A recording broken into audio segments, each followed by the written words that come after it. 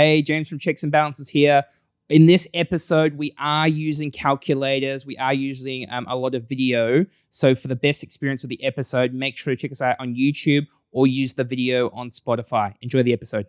Welcome to Checks and Balances, brought to you by Partners Life. I am Michael Vincent. This is James Blair. And today, how much do those greasy banks make off you?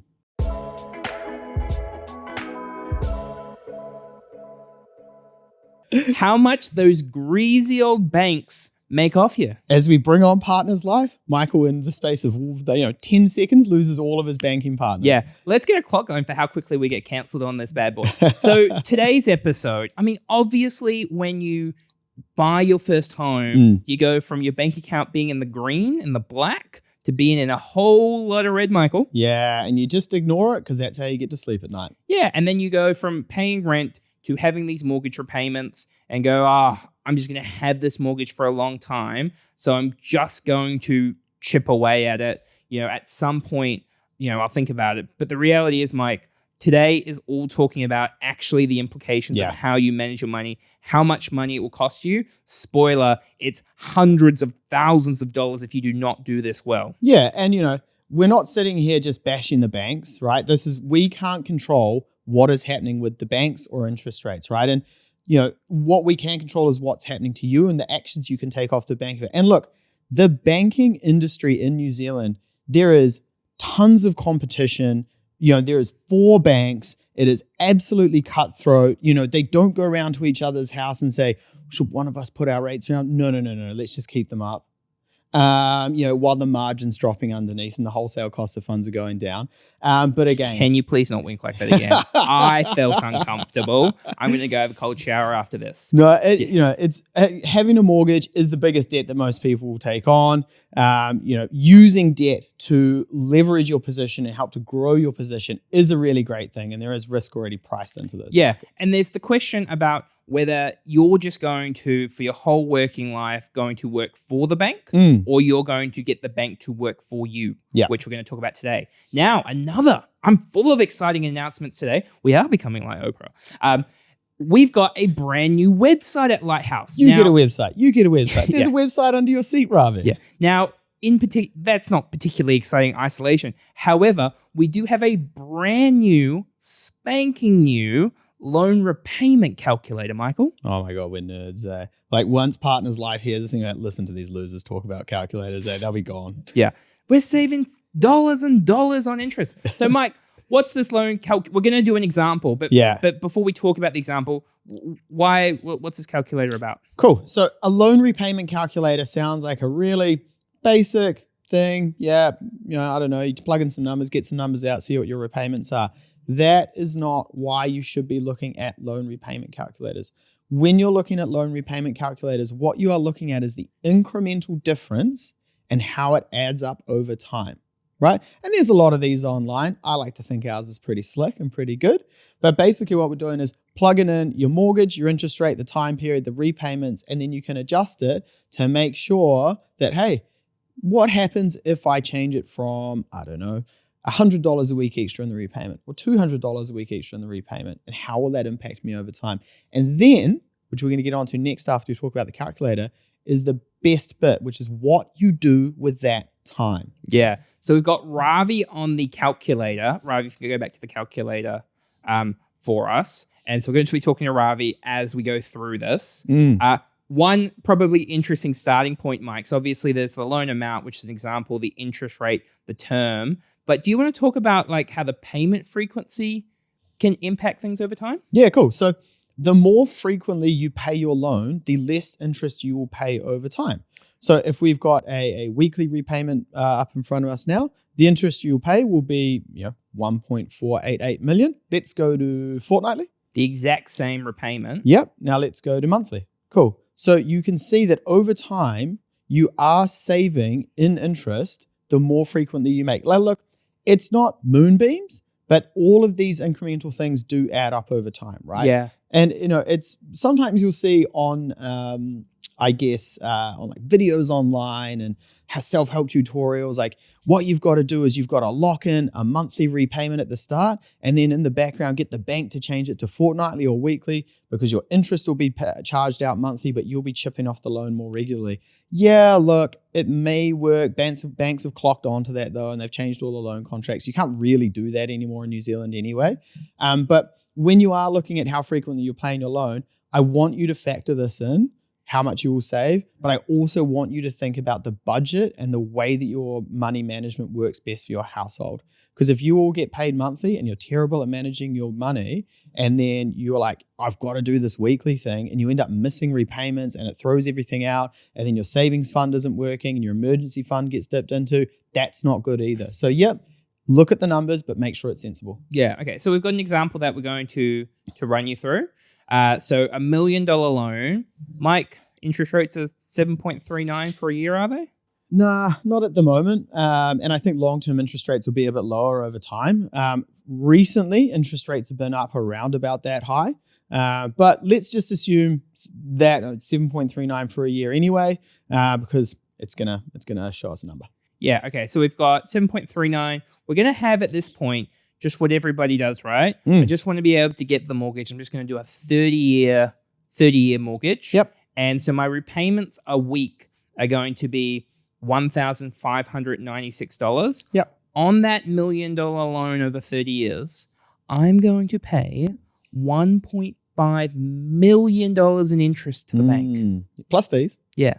And the total on that $1 million is not $1 million, it's $2.5 million. You will pay back $2.5 million over 30 years for a $1 million loan. Let me repeat that. You will pay back $2.5 million on a $1 million loan over 30 years. If that doesn't make you shudder and reconsider your mortgage repayments, I don't know what will. Yeah. So Mike, before we kind of talk about, how additional repayments will impact you, let's talk about what most Kiwis do. What's the traditional, mortgage process that we'll go through? Yeah, so traditionally, and this is still relevant because most people go direct to a bank rather than a mortgage broker, is you walk into a bank or you go online, you do the mortgage application, they come back to you and say, here's how much you can borrow, here's what you should buy, or here's the budget for buying. They will then put you on a 30-year loan term, and they will set your repayments to whatever works for you, right? So weekly, fortnightly, monthly, if the banks do it. You then go, you bought the house, every now and then you'll change interest rates. You'll fix for a year, then another year, then 10 years, because that's the advice that the banks give you. And you don't usually get advice from a bank to increase the repayments to shorten the loan term. As you move through paying down the mortgage and the value of your house increases, you continue to borrow for cars, for holidays, for jet skis, upgrading your home, for batches, for land that you can put a caravan on or go camping on and build a batch on eventually. So you continue to build this debt position over 30-year loan terms, even though you are moving through your life. And the crazy thing is, so we talk about on the $1 million being a total of $2.5 million. It's actually more than that because of all the additional debt you're taking on. Maybe you refinance 1 or 2 times, you kick loan terms back out. Yep. You're spending even more money. And then what happens is you get to your retirement age, whatever that may be, and you have to downsize the house to sell off the debt. And then people want to downsize, but then they want to downsize into a nice apartment and then actually don't release any capital. Exactly. So that's traditionally how Kiwis have approached mortgages, right? And that's because you go to the bank can't really give you financial advice because they're not financial advisors, most of them. And that's just traditionally how things take over. And when you speak to, different generations of Kiwis, you get that sense. A lot of people are like, my parents are really reluctant for me to buy investment properties. Like, just focus on paying the loan off, And it's just a traditional mindset that people get into. Yeah. The best way I could describe that type of Kiwi is on autopilot. Yeah. They are just going through the paces. They're getting through their job. They're tired at the end of the week. They want to have a bevy. They want to spend some time with their kids. They want to do a round of... The Rugby World Cup's still 2 years away. Yeah. They're focusing on that. Yeah. They're going to go to Japan for the next one. They're not taking control of their future and creating options. So, James, before we continue, I have got a special announcement. Have you started sticking to your budget? Absolutely not. You finally made it as an after hours DJ. I wish. The thing is, we have got a brand new podcast partner, Partners Life. You mean the award-winning insurance provider with over 300,000 Kiwis insured? Yep, they're also a New Zealand operated company and they are passionate about increasing financial literacy amongst Kiwis. Sounds like a great match. Where can I learn more about them? Check out their website in our show notes below. Really thought DJ Magic Mike was going to be a global sensation for a second. So Mike, how do our clients tackle their mortgage? Yeah.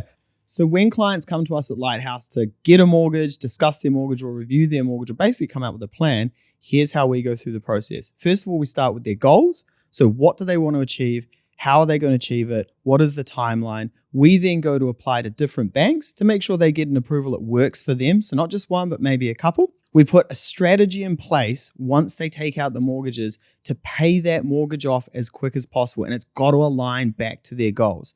Look, that's a typical broker experience. But the next piece that we do that's unique to us at Lighthouse is we go, great, let's say I pay my loan off 8 years early. What does that mean for me and what can I do to better my position moving into retirement? And that is the real difference. We go, I can get you $1 million, $1.5 million of liquid assets by the time you hit retirement if you make these changes today. And that is the key difference. Yeah. So instead of just being on autopilot, you're taking control and putting a plan in place. Mike will also, not specific to Mike, but talk about, is this loan actually right for you? Sometimes people come to you and go, I want to get this loan. You're like, oh, are you sure you want to get this loan? Yeah. On the walk up here, you were talking about like a family when you were like, oh, I feel like you guys have enough on. Let's go slow. Let's look at this differently. Yeah. They've got 2 newborn babies who arrived pretty early. So it's a stressful time for them. One of them is now on maternity leave. So they're 90 grand down in income. Yep. They want to buy a house now. Great time to buy a house in the market. Might not be the best time for that family to load up on debt, right? So we talked about some strategies. We talked about waiting. The ball is currently in their court, but I am not going to be the guy that loads them up with debt so that then they have to sell a property 6 months later and everything falls to bits.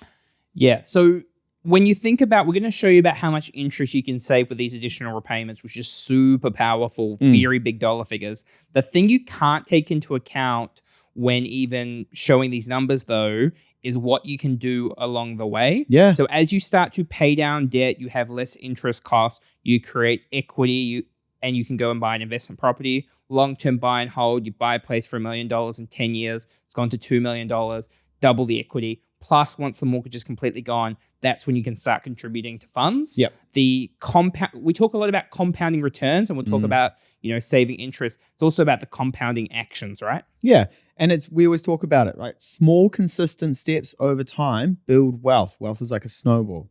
Nice. Thanks. So let's bring back up the calculator. Love this calculator. Oh, I tell you what, I'm going to be using it a lot. So we've got back the example, $1 million loan, 7.39%. The nerdy 30-year loan term, I was going to use a different term there for a second. And so the repayments are $1,800 a week. So if is this making the additional repayments? So let's go back, Ravi. Let's switch it back to the original repayments. So they're paying $1,500 a week at the moment. And so they're getting mortgage free 0 months sooner. They're paying interest about $1.5 million. Total cost on the $1 million is $2.5 million. We talk a bit about if you were able to pay an extra $200 a week, what would that do to the repayments? So you're saving north of $500,000 in interest, Mike. Yeah, crazy. Let that sink in.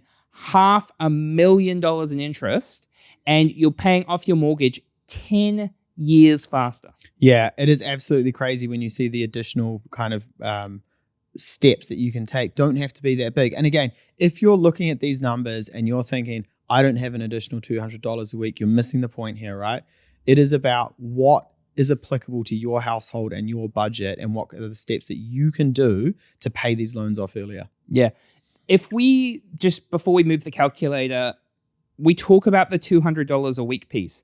A big part of why people don't stick with that is you save like 12 cents in interest, right? Yeah. You don't see immediate results. You can't see how $200 a week is going to pay off your mortgage 10 years faster and save you $500,000 in interest. Yeah, and it's that interesting thing of like, effectively, I'm swapping $200 for 13 cents, the first one. That is a terrible return on investment. And again, even to your point there where you're thinking, what you don't see is that I'll pay my loan off 10 years earlier. That's not even what I want you to think about. What I want you to think about is 10 years after that, at the end of that original 30-year loan term, how much better off you will be because you have taken that cash flow and you've put it into investments and you've done what we call the sprint, which is, we've done a ton of podcasts on it and a ton of literature on it. It is a phenomenal time, and it is incredible how much you can build over that sprint period. Do we do literature? Do we? I don't know, man. I'm just talking. So let's move on. It is literature. It's not a poem, yeah. but like, let's move on from our lighthouse literature back God, to the calculator. I'm never gonna live that down. So let's say, because the other bit you can't really think about over 30 years, a long period of time. It's 30 years of literature. Your skill set, imagine all the literature we're going to do over the next 30 years. Your skill set is going to increase over time. Your value in the market is going to increase. So it's plausible that instead of $200 a week, we can get to $500 a week. Yeah. So right now, Ravi, if we roll back up, so we're at 20 years with the extra $200 a week.